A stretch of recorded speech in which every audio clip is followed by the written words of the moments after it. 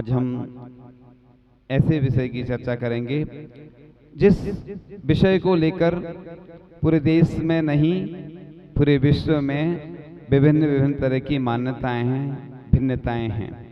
वैसे तो हम इस विषय पर पूर्व में चर्चा कर चुके हैं, लेकिन कई बार वो लोग उपस्थित नहीं रहते हैं जिनके सामने यह विषय रखा जाता है। और जब बात आती है कि जब ऐसी व्यवस्था है कि देश और विदेश के लोग बात सुनते हैं, उन तक बात पहुंचती है, तो फिर कुछ नया विषय और कुछ पुराना विषय मिला करके उस विषय को फिर से पुनः ताजा करने का प्रयास करते हैं। तो लोगों के मन में एक पीड़ा आती है कि जब किसी के यहाँ जन्म होता है या किसी के यहाँ मरण हो जाता है तो लोग पूजन आदि से वंचित रह जाते हैं, आहार दान नहीं कर पाते हैं।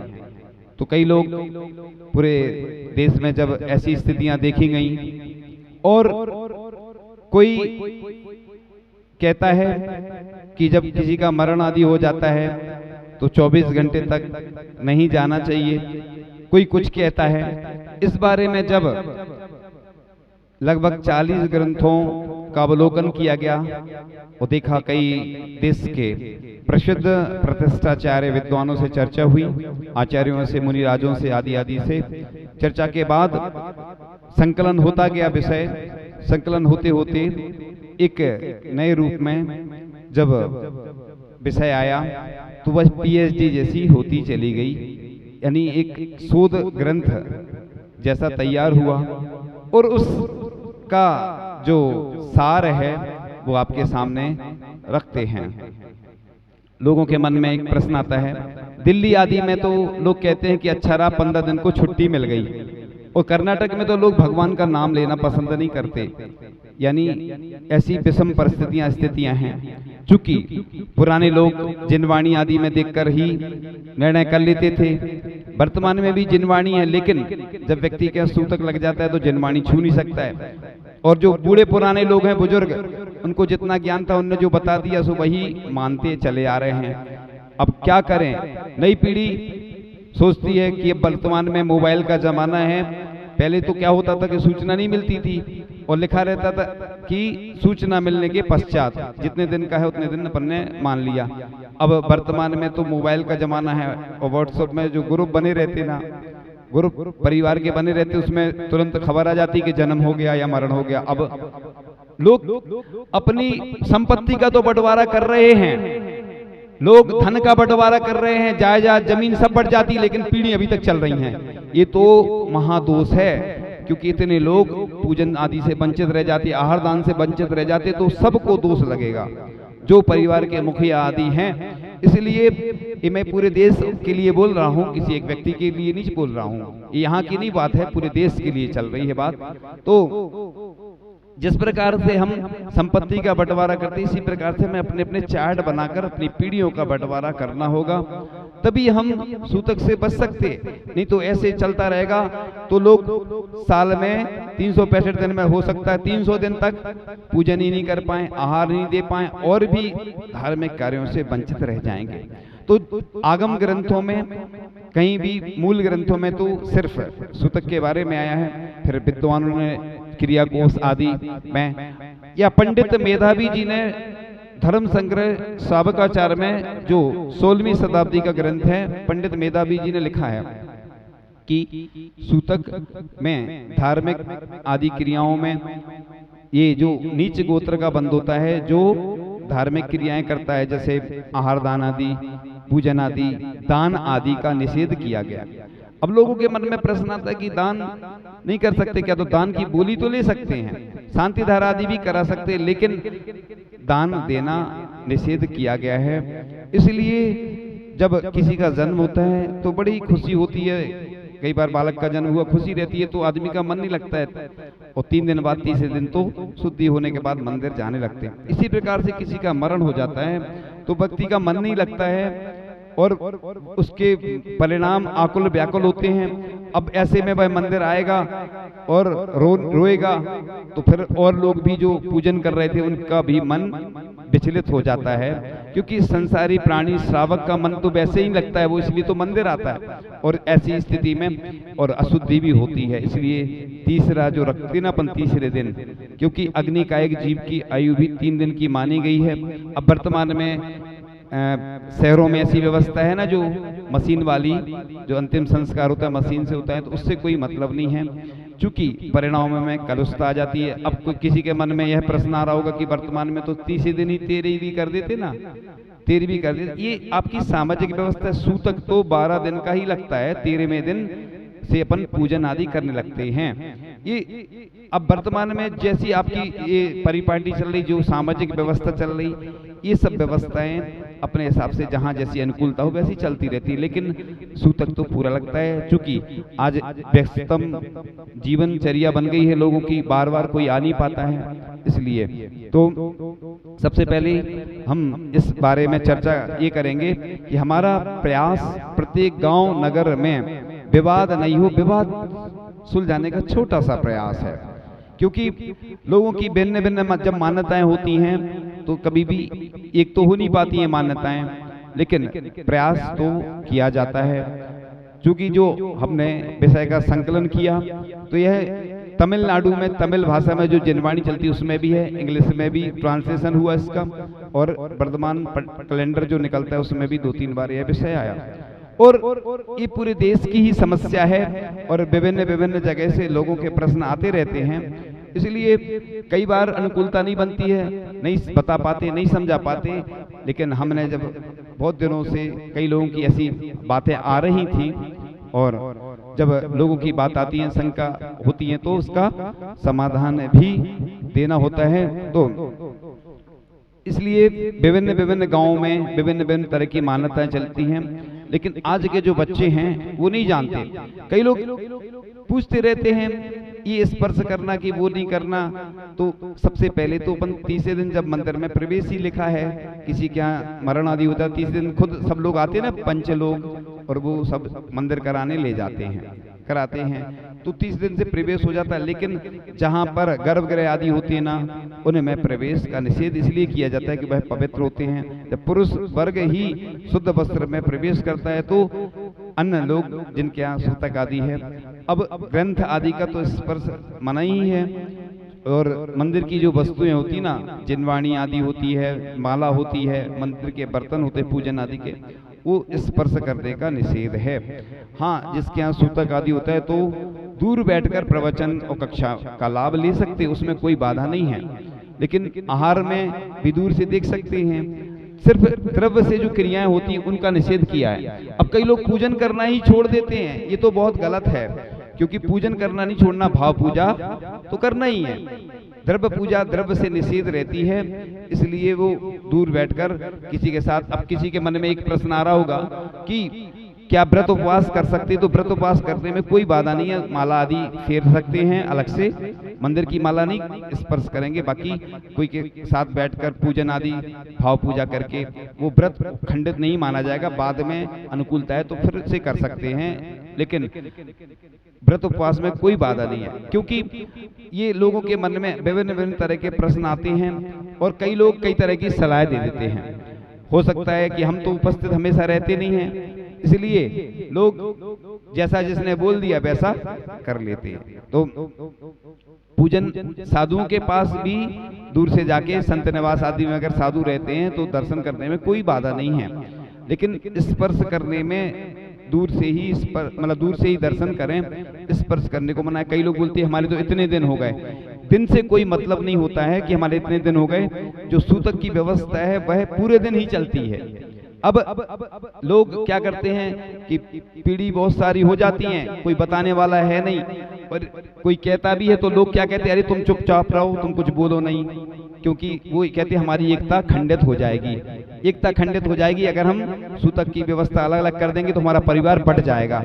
ऐसा ही परिवार एक स्थान पर और है, एक बड़ा शहर है, चूंकि हम स्थान और व्यक्ति का नाम नहीं लेना चाहते हैं, कोई कारण रहते हैं, इसलिए तो कई जगह ऐसे लोग हैं जो अपने परिवार को नहीं बांटने के कारण पीढ़ियों का बंटवारा नहीं करते हैं। बाकी हिस्सा बांट सब हो गया, सबका धंधा अलग चल रहा, बिजनेस अलग चल रहा और सब अलग रह रहे हैं, लेकिन बस सूतक कहते हैं पूरा 10 दिन और 12 दिन लगेगा, पीढ़ी पीढ़ी का कोई हम नहीं जानते। ऐसा जो लोग ऐसा करते हैं समझ लेना उनको महादोष लग रहा है, क्योंकि पहले हमने बता दिया आप लोगों को। तो इसलिए ऐसा करना ये सब गड़बड़ है। जितना उचित हो, जितनी आपकी पीढ़ी होती है उसके अनुसार आप पालन करेंगे तो अपने जैन धर्म की परंपरा भी निर्बाध रूप से चलती रहेगी और आप लोग पूजन अच्छे से ढंग से कर पाएंगे और अभिषेक कर पाएंगे, आहार दान दे पाएंगे। कितने सारे ऐसे लोग हैं, जब कोई नगर में साधु आते हैं और तुरंत जब खबर मिल जाती है तो उनको बहुत दुख होता है। हम देखते हैं जो व्रती लोग होते हैं, जो ब्रह्मचारिणी ब्रह्मचारी आदि या जो अच्छे श्रावक होते हैं, जब सूतक लगता है उनकी आंखों में आंसू आए बिना नहीं रहते हैं। उनको तकलीफ होती है कि इतने दिन हम बताओ भगवान के दर्शन नहीं कर पा रहे, महाराज जी को स्पर्श नहीं कर पा रहे, या भी जो भी साधु हैं आरिका हैं उनको स्पर्श नहीं कर पा रहे। बताओ कितना कष्ट होता है उनको। लेकिन जो ऐसे लोग होते हैं जिनकी श्रद्धा कम होती है, आस्था कम होती है, वो लोग खुशी मनाते हैं कि अच्छा रहा, रेस्ट मिल गया इतने दिन और देखो भगवान के पास नहीं जाना पड़ रहा है, मंदिर नहीं जाना पड़ रहा है। तो ऐसे लोगों के लिए तो अच्छा लगता है, लेकिन जो वास्तव में जिनके अंदर श्रद्धा आस्था होती है उनको कष्ट होता है, इसलिए वो हमारे पास आते हैं। लेकिन हम भी कितने लोगों को आखिर बता पाएंगे, नहीं बता पाते हैं। कई बार हमारे पास भी इतना समय नहीं होता है, क्योंकि लोगों के अंदर शंका तो इतनी है कि शंकाएं करने वाले बहुत सारे हैं, लेकिन समाधान देने वाले शायद नहीं मिल पाते हैं और उस विषय का हल नहीं हो पाता है। इसलिए अपन प्रथमान युग आदि जो ग्रंथ होते हैं, इसलिए सूतक जब भी लग जाता है तो वैसे तो मोबाइल का जो विकल्प है उस बारे में हम अभी चर्चा नहीं करना चाहेंगे, अलग से बता देंगे। क्योंकि कारण है आप सब समझ रहे होंगे कि सबके सामने सब चीजें नहीं बताई जाती हैं, कुछ प्रश्न ऐसे होते हैं जो अलग से ही बताए जाते हैं। तो जो आप लोग उपयोग करते हैं वो आप लोग जाने, लेकिन ग्रंथों का तो निषेध है कि छूने का। लेकिन सामान्य जो कागज पे अगर कोई सामान्य मैटर रहता है उसको पढ़ सकते हैं, जिसमें कोई चित्र आदि ना हो। बाकी मंदिर में आने में कोई बाधा नहीं है, लेकिन इसलिए मानस्तंभ की व्यवस्था बनाई जाती है। जहाँ पर मानस्तंभ होते हैं तो वहाँ पर जाकर लोग दर्शन कर लेते हैं। और मंदिर के जैसे किसी के यहाँ लकड़ी आदि में भी गए हैं और शुद्धि करके आए तो दर्शन करने में कोई दिक्कत नहीं है। बाहर से मंदिर में प्रवेश नहीं करें लोग, कई लोग दर्शन नहीं करते, तो ऐसा कहीं थोड़ी निषेध किया। वो तो मंदिर में इसलिए कि आप उधर गए थे, तीसरे दिन भी तो जाते हैं ना अपन, जो है क्या बोलते हैं उसको, तीसरे दिन जो खारी उठाने जाते हैं तो उसके बाद भी तो वहाँ पर शमशान घाट जाते हैं, वो अशुद्ध स्थान है, इसलिए ये मना किया गया है। लेकिन दूर से ही दर्शन करने में कोई बाधा नहीं है, दर्शन तो करो, भाव पूजा अपन कर सकते हैं। अब जैसे किसी के पति आदि का मरण हो जाता है तो महिलाएं 40 दिन तक लगभग वो मंदिर नहीं आती हैं, कहीं पूजन नहीं करती हैं। 12 दिन का ही सूतक लिखा है, ऐसा कहीं नहीं लिखा है कि इतने दिन तक पूजन नहीं करो। ये तो पहले के लोग थोड़े समझते नहीं थे, पहले महिलाओं को ज्यादा दुख होता था। एक तत्वार सूत्र में आता दुख सुख तापा क्रंदन आता ना सूत्र, तो आश्रव में निमित्त बनते ऐसे, तो इसलिए मना किया गया कि भैया दुख ज्यादा नहीं करना। अन्य लोग तो हम देखते कोई मरण हो जाता तो कितना रोते गाते हैं, अपने यहाँ तो ये आश्रव में, क्योंकि पहले से ही हमारे ऐसे कर्म का उदय है कि ऐसा निमित्त बना और हम दुख का वेदन कर रहे हैं, और फिर से ही अब और कर्मों के बंध होंगे तो और बड़े रूप में आएगा। इसलिए अपन किसी के बैठने जाते हैं तो उसके लिए भी अपन 2-3 दिन बाद अगर जाते हैं तो उसको अच्छे से बैराग भावना 12 भावना सुनाना चाहिए। अपन लोग उल्टा करते हैं, ये मैं धार्मिक दृष्टि से बता रहा हूँ, लौकिक दृष्टि से नहीं बता रहा हूँ। मैं इसलिए बता रहा हूँ, मैंने पूरी रिसर्च करी, एक लेख पढ़ा था कि कई बार तो महिलाओं को मजबूरी में रोना पड़ता है और देखते ही साथ जो महिला रहती है वो देख के ही रोने लगती है कि और लोग आ गए बैठने।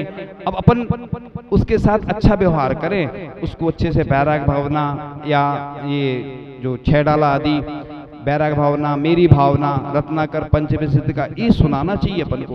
अब कोई बोलेगा कि अरे उधर थोड़ी ये सुनाने गए थे हम, इसी से तो उसको संबल मिलेगा। और हम कहते हैं आप किसी के अगर हितैषी हैं तो एक बहुत अच्छा काम करें, जैसे किसी का मरण हो गया, कोई गरीब है, उस महिला की मदद करें, आप सब महिलाएं मिलकर उसको सहायता करें राशि से, जिससे वह वाकई में तुम सही बैठने जाओगे। फिर ऐसी पहल होना चाहिए। तो ये तो कोई करता नहीं है, बस फॉर्मेलिटी करते हैं आप लोग। हम इसलिए बोल रहे हैं, ये बात हमने खुद देखी है ना, सामने सुना भी है लोगों से। तो लोग किसी के पति का मरण हो गया, किसी के और भी परिवार में मरण हो गया, तो अपन को ऐसी पहल करना चाहिए कि उसकी आर्थिक रूप से मदद करें, जिससे वह वाकई में जो कष्टों को सहन कर रहा है, उसकी आर्थिक स्थिति अच्छी नहीं थी और उसके घर में अब कोई आजीविका का साधन नहीं मिला। और हम तो ये बोलते हैं कि साधर्मी फंड होना चाहिए, हर नगर में होना चाहिए, पूरे देश में एक पहल होना चाहिए कि परोपकार के लिए एक ऐसा फंड तैयार हो कि उससे कम से कम कोई गरीब है तो उसको बिजनेस आदि के लिए हम मदद कर सकें, या कोई बीमार हो गया, किसी को कैंसर हो गया, कोई को ऐसा बड़ा रोग हो गया कि उस फंड से हम उसकी मदद कर सकें। कभी कभी ऐसी व्यवस्थाएं भी रहती है कि समाज में कई बार भोजन देने की बात आती है, जैसे बीच में बीमारियां आई बड़ी बड़ी, तो उस फंड से हम दे सकें, क्योंकि हम मंदिर का उपयोग नहीं कर सकते। मंदिर का तो निर्माल का दोष लगता है, जो करता है उसको भी लगेगा, जो उपयोग करेगा उसको भी लगेगा। ये है इसी प्रकार से व्रती की अगर समाधि होती है तो फिर एक दिन का सूतक आदि मानना चाहिए। अब चार्ट की ओर थोड़ा सा दृष्टिपात करते हैं कि 3 पीढ़ी तक जन्म का 10 दिन और मरण का 12 दिन, चौथी पीढ़ी में 10 दिन भी आता है और 6 दिन भी आता है और 5 दिन। इस प्रकार से अगर अपन को 2-3 मत मिल रहे हैं तो अपन क्या करें, कैलकुलेशन कर लें, उसमें 3 का भाग कर दें। 3 मत मिल रहे हैं ना, तो जोड़ के 3 का भाग देके जितना एवरेज आ रहा है इस प्रकार से पालन करें, क्योंकि कहीं ज्यादा लिखा है कहीं कम लिखा है। अब more study more confusion, no study no confusion. अब कई बार जिनको ज्ञान नहीं रहता तो वो अपने हिसाब से काम कर लेते हैं, लेकिन जब ज्यादा पढ़ लो तो बहुत सारे विकल्प आने लगते हैं। जैसे कोई वास्तु जानने लगे तो उसको फिर हर चीज दिशा के हिसाब से हर चीज वैसी दिखने लगती है, वैसे उसको पालन करना। 5वीं पीढ़ी में 6 दिन भी लिखा है, 5 दिन भी लिखा है और 4 दिन भी। तो इस प्रकार से तीसरी पीढ़ी में कोई अंतर नहीं है, और चौथी पीढ़ी में 10 दिन 6 दिन, फिर 5वीं पीढ़ी में 6 दिन और 5 दिन और 4 दिन अलग अलग है जन, और 6वीं पीढ़ी में 4 दिन और 3 दिन, फिर उसके बाद 7वीं पीढ़ी में 3 दिन और 1 दिन भी माना है। इससे आगे फिर सूतक नहीं लगता, इसलिए पीढ़ियों में बस 7वीं पीढ़ी तक ही गिनना है अपन को।